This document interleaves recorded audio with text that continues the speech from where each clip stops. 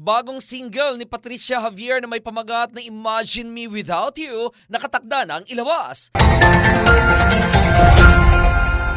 Imagine me without you, Lord, you know it's just impossible. Because of you, it's all brand new.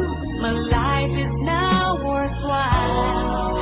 Excited na ang actress, beauty queen, philanthropist at singer na si Patricia Javier sa nakatakdang pagre-release ng kanyang bagong single, ang Imagine Me Without You. Lalabasan ang sabing single bukas, May 29, 2026, kung saan ayon sa actress-singer, isa itong magandang regalo sa kanyang 51st birthday noong May 16. Ang Imagine Me Without You ay isang rearranged song ng arranger na si Yong Nalaza, kung saan ang original composers ito ay ang mga Americans na sina Rudy Perez at Mark Portman. May version na rin ito sina JC Velasquez at Martin Rivera, kung kaya't pangatlo na si Patricia sa nagkaroon ng version ng nasabing awitin. Ilalabas ito sa pamamagitan ng Enterfield sa ilalim ng Viva Records, kung saan available na ito sa lahat ng mga digital streaming platforms pagka-release nito. Kaya naman samahan si Patricia sa kanyang music journey at i-spread ang pagmamahalan sa pamamagitan ng kanyang bagong single na Imagine Me Without You. I can't imagine me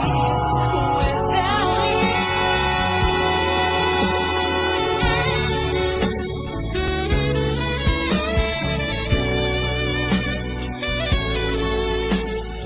At iyan aking balita. Ako si Attorney and you are watching The News Watch.